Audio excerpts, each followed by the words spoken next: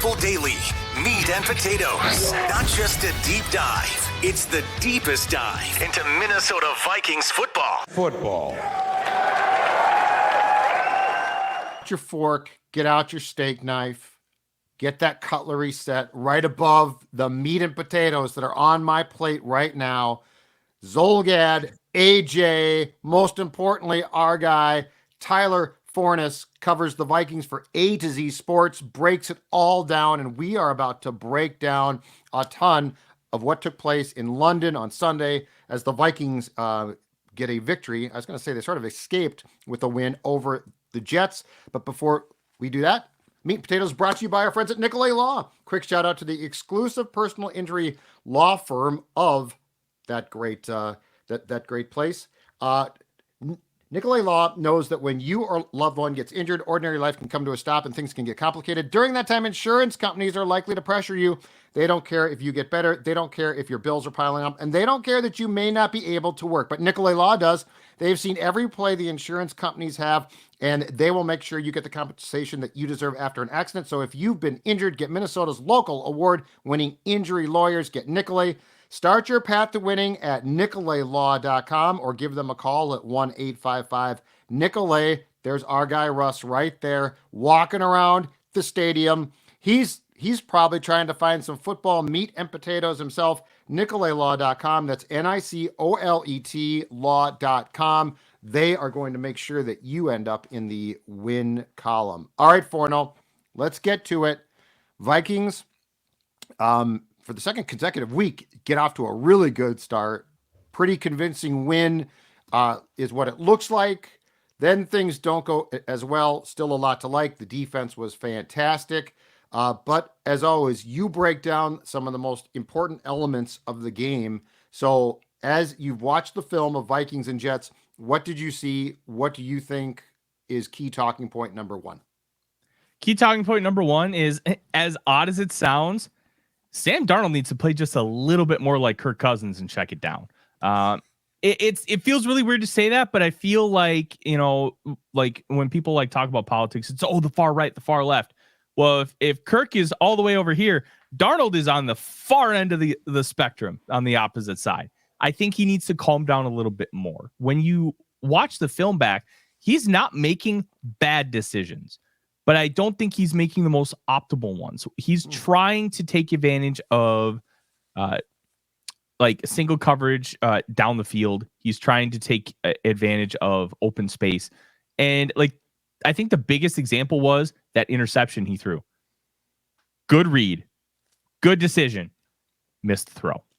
I don't think it was a bad throw. Like a bad decision. I think the window's open. He hits the window. It's about 2 yards too high. Those are the kind of things that just, you can clean those up. You can't necessarily, you don't want to coach that out of him.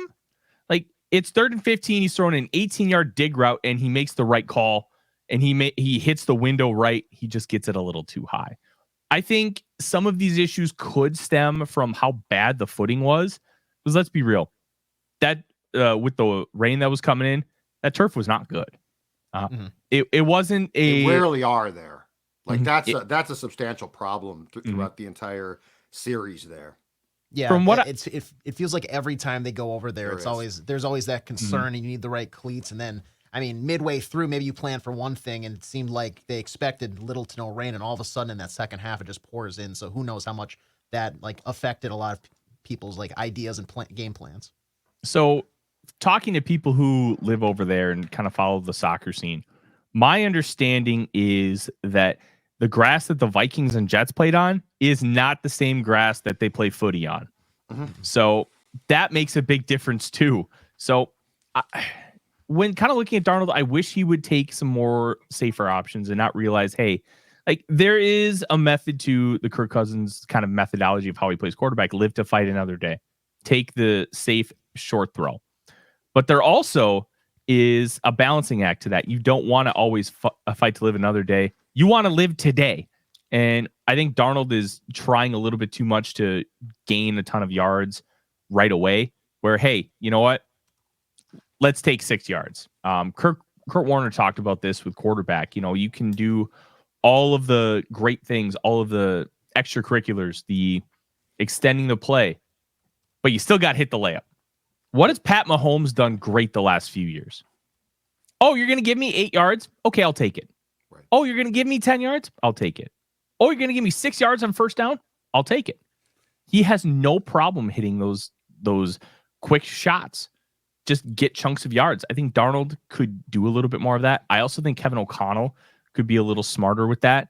A lot of his concepts take a lot of time, and we're going to talk about the offensive line a little bit, but you're asking these guys to block consistently for 4 to 5 seconds, and I think it's warped the perception of how some people view pressure, how some people view how the offensive line is playing, because I think it's playing really well, and I don't think the PFF grades are nearly reflective of that, and I think that's become a default for people with offensive line play, and please, go watch the All-22. It is readily available, NFL Plus with the Pro package. I think it's like $15 a month. Go watch it, and you will see it's not that bad. They're playing well, but they're being asked to block for long periods of time because those route concepts that go down the field, they take a long time to develop. It's not quick game. Honestly, the Vikings could use more quick game. But Darnold is overall not playing poorly. I'll be honest, Justin Jefferson had an awful game on Sunday, and awful within context of what his standard that he has set is. He played crappy. He was charged with 1 drop, I believe, though. I would have charged him with at least 3. Like, if you're Justin Jefferson, you can't have dud games like that. But the Vikings found a way to overcome a dud from Justin Jefferson and win. I think that kind of rules because they're trying to figure out ways to win. But Darnold was not given a lot of help. He didn't help himself. And I think like a couple of throws, like the Mullins throw to Aaron Jones, that wheel route to Justin Jefferson for like 30 yards. If you lay the ball 3 yards down the field, they're both touchdowns. Touchdowns. Yeah, well. And that's where inches in this game can really make a big difference because if they're perfect throws, touchdowns. And I think with the Darnold performance, I am not going to hit the panic button. I'm not going to really worry about what the last 6 quarters have shown us. But I am going to be like, okay, we need to take this opportunity with the bye, reset, recalibrate, and understand, hey, you know what? We can do a little bit more quick game and help him out a little bit and not go ahead. That game is to me extremely instructive though. And I would prefer that the bye not be after week 5, but in some ways it's good because when O'Connell and his coaching staff do their self-scout, which they're probably doing right now, I think you're right. But I think this is also situational. And by that, I mean, you're playing the Jets, okay? Jets are a very flawed franchise. Fired their coach today. They're a very flawed franchise. But that's a good defense. And I don't think that you can ask. I mean, Sam Darnold is definitely not the 3rd overall pick. Oh, my God, complete bust that was thought.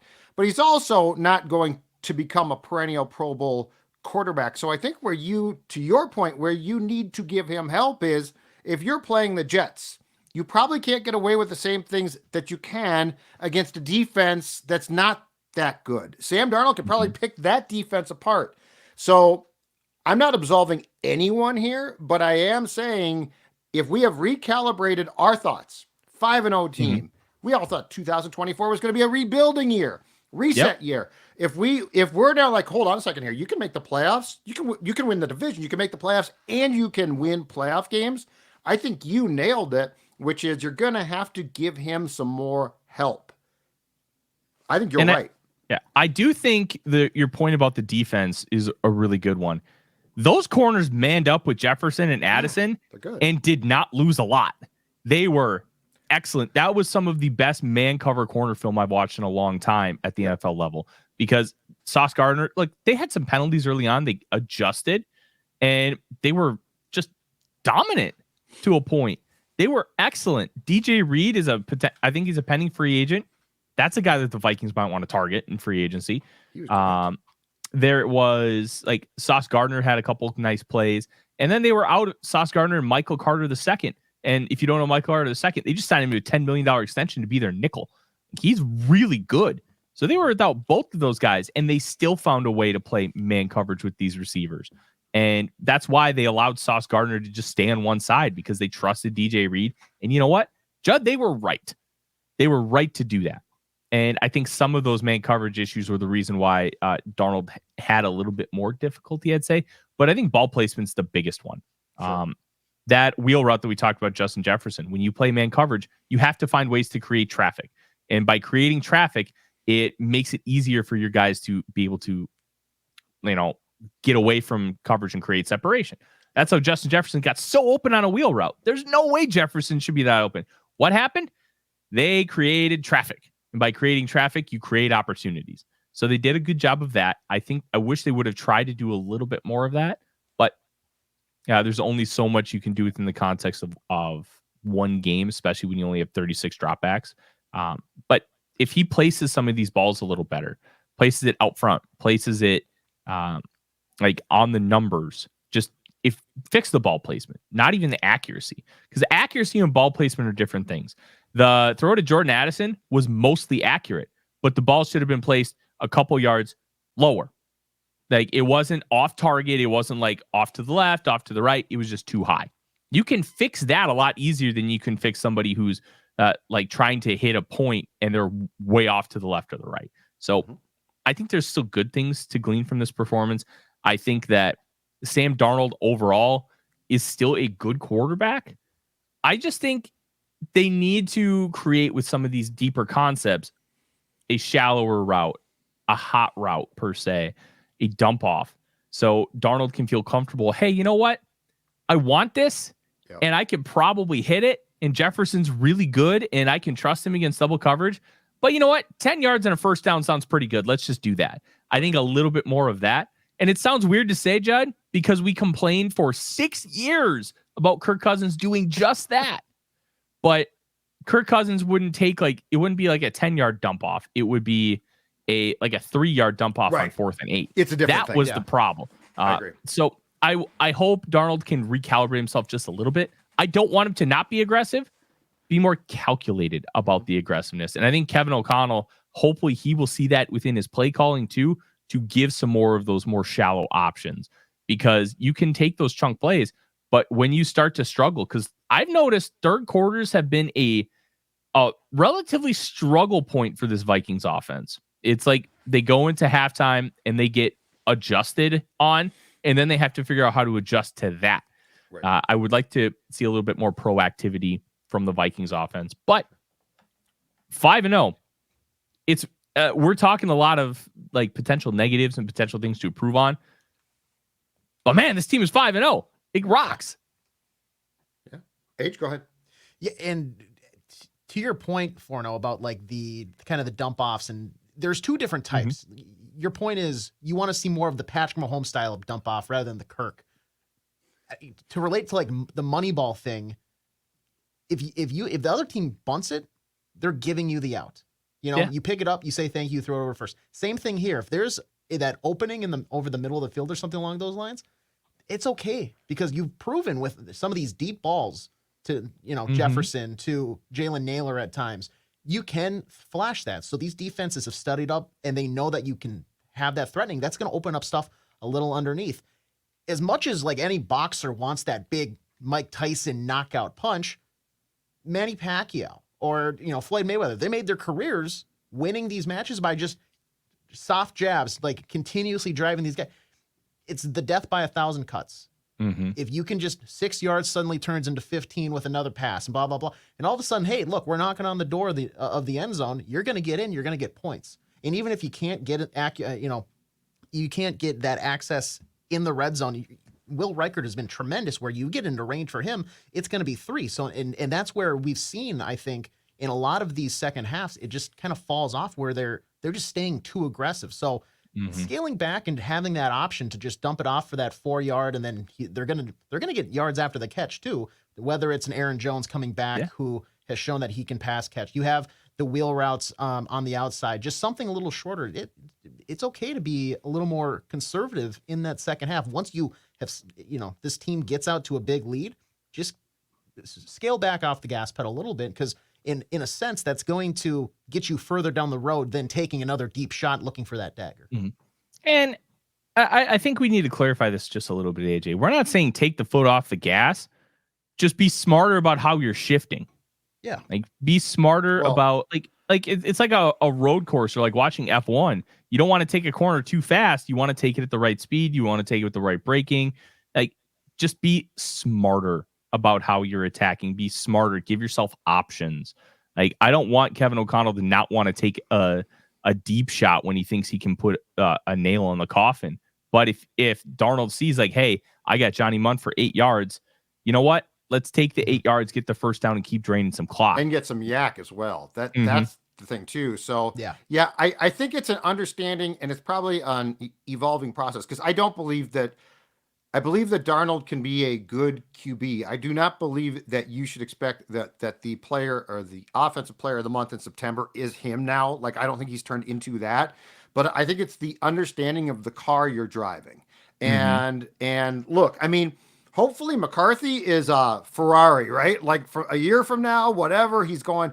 But yeah, I feel like we're still trying to get O'Connell to meld what he wants to do with what he knows that Sam can do. I got a question for you though, offensively, extension off this, because to me there seemed to be a vast difference.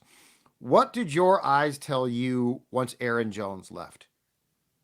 So offensively, what did you think, Forno, that the offense, because I had no idea that Jones would be this big a factor, not just when he touches the ball, but just as far as a presence. What did you think when Jones left and Chandler came in, and then obviously with the hip issue, he didn't return? I will say that we did just get word from Kevin O'Connell. They think they avoided any serious injury. He's considered week to week. So we've got 2 weeks to heal up before the Detroit Lions come to town. Okay. My guess is he'll probably end up playing, but we have no idea at this point. Okay. I think it's easy to say that Jones is trusted a lot more than Ty Chandler. Sure. And I don't think that's an unfair statement at all. I also don't think it's unfair to say that Ty Chandler is a solid player. He's very explosive, but one of the interesting things about explosiveness, if Aaron Jones runs a 4.55 and Ty Chandler runs a 4.35, which is around what they each ran at the combine, well, if Aaron Jones makes his decision 0.3 seconds faster than Ty Chandler, guess what? Aaron Jones is a faster player as a running back, because it's all about decision making. It's all about hitting the hole at the right time and making those quick, impactful decisions. Chandler hasn't been able to do that consistently. Some of his issues were vision. Some of his issues were the footing. And overall, I thought the Jets did a relatively good job on the second level being able to stop these guys. Like, they were getting through that first hole, but they were only getting like 3 to 5 yards. They weren't getting gashing yards of like 10, 12. They did run a couple of toss plays where Chandler was able to get some yards, but both those were called back with holds. They tried another one early in the game, and Darnold hit him in the face mask. Like, I think Chandler is a solid player. I think you want to have him as like your 1B, but there's a reason why they brought in Jones, and I'm glad they brought in Jones, because they needed a guy to be the alpha, to be somebody that you can count on, snap in and snap out, and Jones has all of that ability. And missing him definitely hurt. But I also think that there were so many other factors that played into it. Like, Jones wasn't exactly running for like 10-yard bursts either. He had a couple of decent runs, but when he came out of the game, you could tell that O'Connell just wasn't super comfortable with feeding Ty Chandler the rock consistently. And you know what? Right. That's okay. I wouldn't feel comfortable with that either, because I like Ty Chandler. I think he's got a bright future. It's also weird to say that I think he's still older than Alexander Madison at like 26, 27. And he's a third-year guy, but he was just an older high school recruit. And then he was a fifth-year senior coming out. That kind of stuff happens, but there's not a lot of tread on the tires, which is honestly more important than overall age when it comes to running backs. So I'm not super worried long-term. If he doesn't play against the Lions, Aaron Jones, that is, I would be a little bit concerned, but I'm seeing people on my show last night. They were talking about, we should trade for Travis Etienne. Trevor's at Georgia. Never mind that. I'm like, why would the Jaguars trade Etienne? Right. Like, that doesn't make sense. I saw somebody in my mentions earlier today say trade for Nick Chubb. Like, Chubb's not healthy. Like, he's close, but he's not healthy.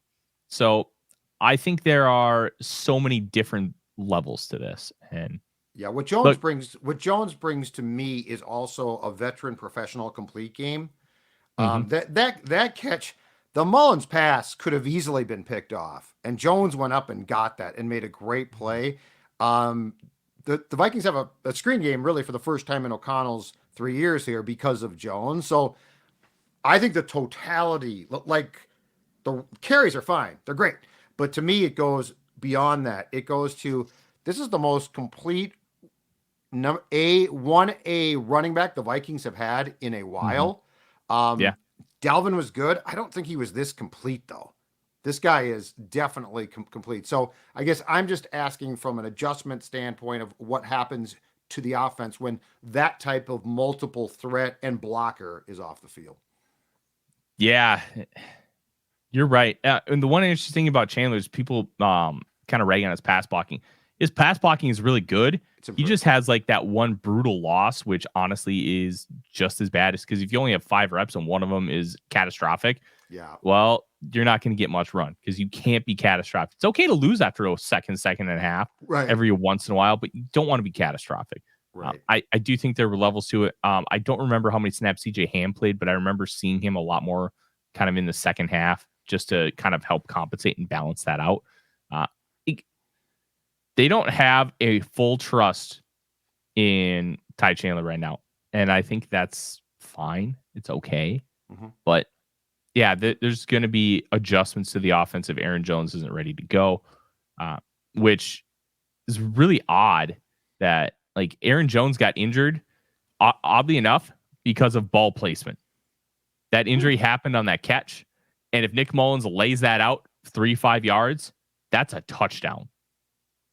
So ball placement, just issues all across the board on Sunday. And hopefully we don't have to pay for it against the Lions. Because let me tell you, that's potentially game of the year kind of stuff. Lions, Vikings in week 7 of all weeks. I know. Bizarre. Yes, H.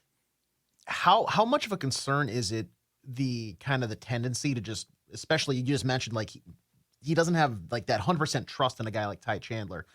Aaron Jones, God forbid, misses some time or something like that. How much of a concern is that reliability to just tendency of going back to throwing the ball when instead maybe keeping it on the ground, killing time late in the games is maybe the smarter move, but it's that risk reward of, you pick up a first down, you take a shot down the field, and that's the dagger instead of let's just play it safe and rely on the defense. I think, AJ, that's a really difficult question. Is that something maybe they'll talk about and evaluate like over this bye week? I think so. I think everything when you're talking about putting the nail in the coffin and those elements, you also have to be smart about it because then you have a Jalen Nailor muffed punt up 28-0 in the Packers. That ends up being the catalyst for them getting back in the game. So you have to be careful. You want to be calculated. The word calculated is going to become part of the vernacular here. You got to be smart and take smart shots and don't just take shots because you want to end the game. That's how you throw a pick. That's how a team will end up getting a little bit of momentum, getting that belief. Okay, we can do this. Like the Patrick Peterson, it's just 5 touchdowns. No worries. Like those lines become part of a legend because somebody just was able to inspire the right amount of confidence, whether it be from a play, whether it be from a quote. Those things all matter. So you have to be really smart about how you're attacking. I also think like the playing surface and the weather, I think played more into the game than we maybe want to admit. Like one of Ed Ingram's pressures that he allowed, he's trying to set back into his anchor and he does the splits because he slipped. Well, not full splits, but it was bad enough where, the guy's like, I'm just going to go around. Aren't good. Yeah. No. I hear you. Big men don't like to do the splits. Listen, I am big man. I don't like doing the splits either. I think there's just needs to be a level of more calculated and playing a little bit smarter because I don't think O'Connell's called bad games. I don't think he's made dumb play calls, but I think adding some of those elements to make things a little bit easier and smarter for Sam Darnold and maybe just be like, you know what, Darnold, if you see single high, like you don't always have to call a deep shot to Jefferson. It's like pick your shots. Right. Like be smarter about it. And I think that's what's going to be a big factor for the Vikings moving forward. Right. Let's talk about, too, a play on the other side of the ball. Aaron Rodgers is 40. He does not look like himself now. Like age is catching up with him. It catches up with every single person. Yep. But that being said, he's still smart. He's still a very smart QB. And so he can definitely beat you with his brain at times. So take me through the absolutely brilliant Brian Flores dialed up, Andrew Van Ginkel executed to perfection. Vikings show blitz early in the game.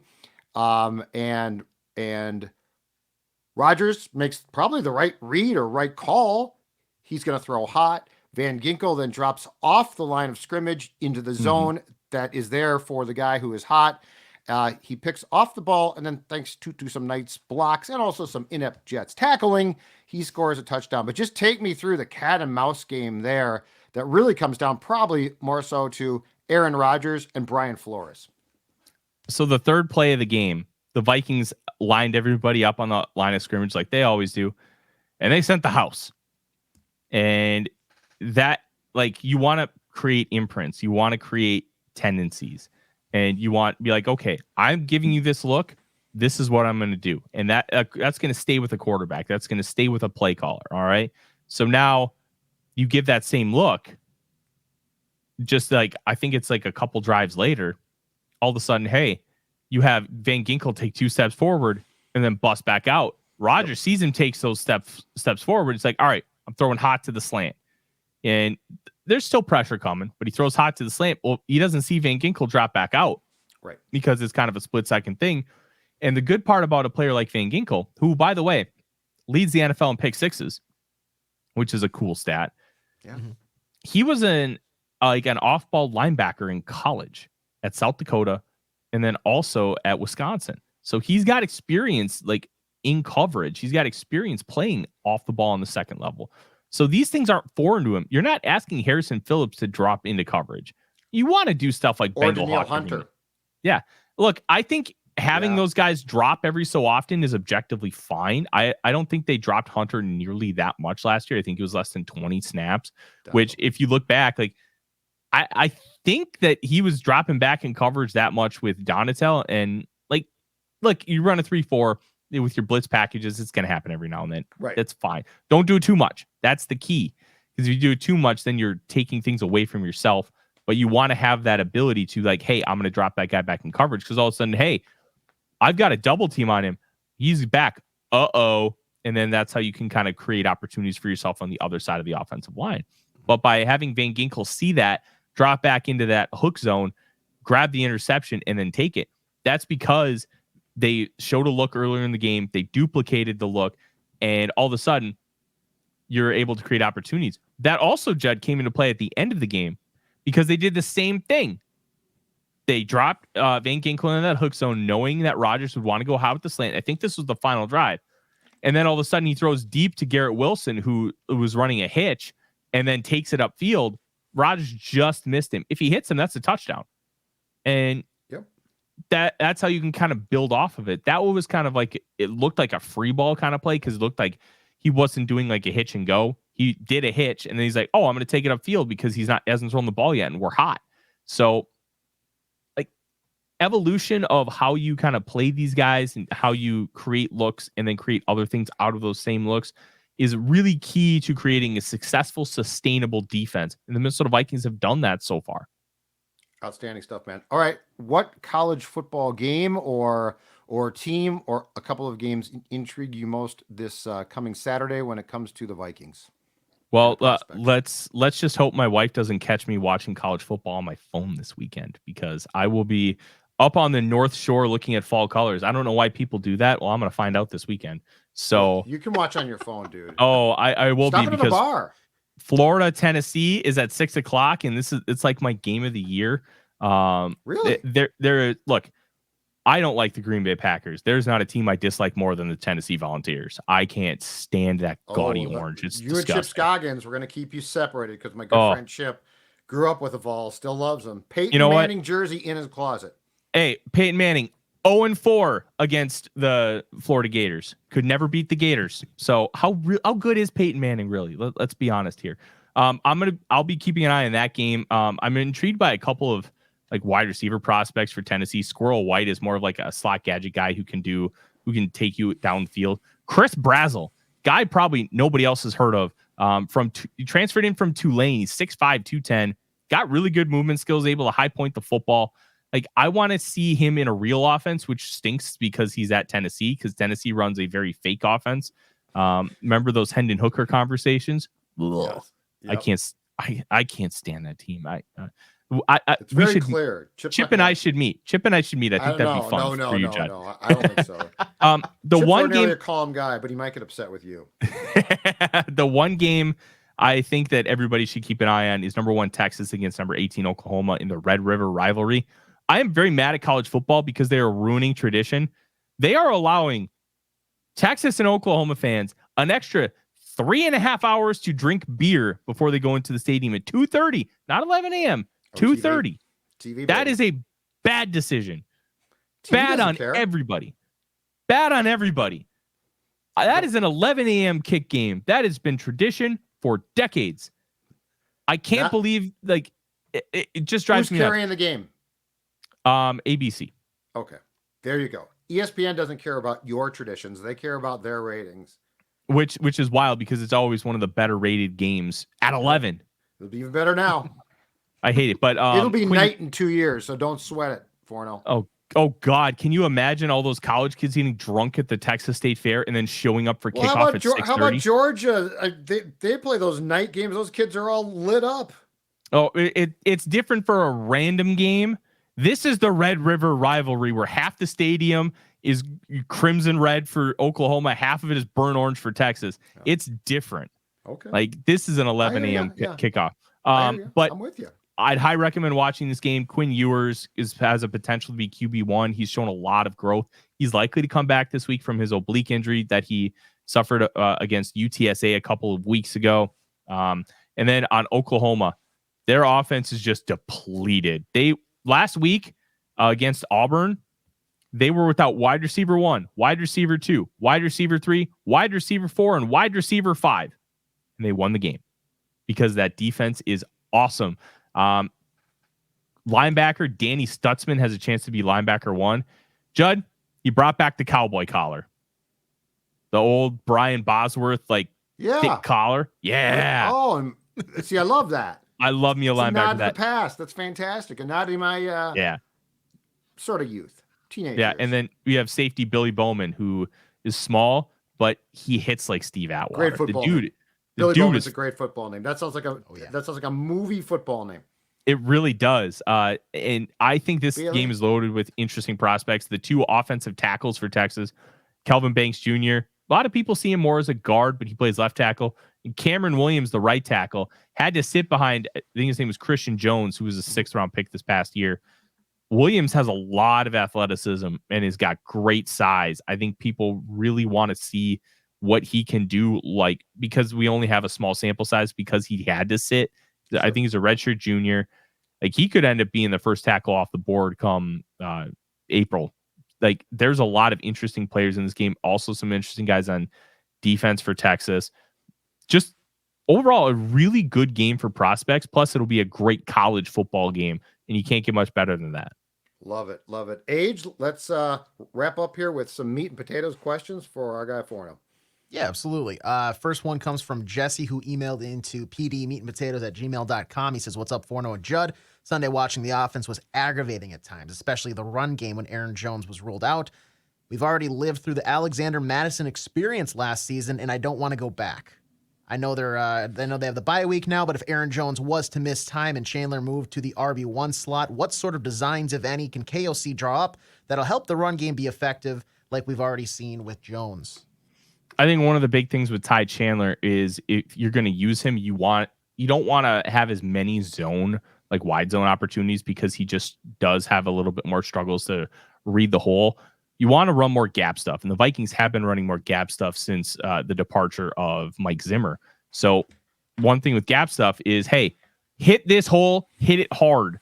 Okay, you don't have to think, you don't have to react, you just go.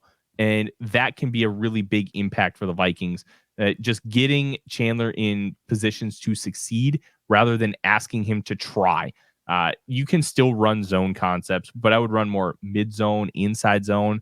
where like wide zone, you have a lot more opportunities because you want to find the right cutback lane. Sometimes finding the right cutback lane can be a little bit difficult because one will open up, but it's not the right one. You want to wait for the second one. Like run gap, run power, run counter, run toss plays, get him into opportunities where he's just running through a hole. And I mean, he had 10 carries for 82 yards against the Niners. Like this dude can play. Yes, like I agree. Get him in opportunities to succeed. And I think those are your opportunities. All right. Next one comes from Tyler. He says, "Hey boys, on Sunday it was the Garrett Wilson show for the Jets offensively. I mean, just for people who have forgotten, 13 catches on 22 targets with 101 yards and a touchdown." He says, "I was frustrated late in the game because Aaron Rodgers just kept going to the same guy over and over and over. I don't know how you just don't cover him more. I get that leaves other guys open if you cover him more, but it's just so predictable. What would you have liked to have seen the Vikings defense do to contain Wilson more than he was on Sunday?" I didn't really have too much of an issue with how they contained Wilson per se. Like he's good, but as Justin Jefferson said, he's not Justin Jefferson. There were a lot of issues with communication between those guys. And like, I don't think you can just put a bunch of double coverage on him because guess what? Allen Lazard is not that good of a wide receiver, but you know what he has? Chemistry with Aaron Rodgers. They just know how to work with each other. Aaron Rodgers knows how to find him in space, knows how to hit him down the field. Like with Aaron Rodgers, like you just got to get pressure on him. If you get pressure on him and keep some contained, you can really make an impact. Like Garrett Wilson had 12 catches for like 119 yards.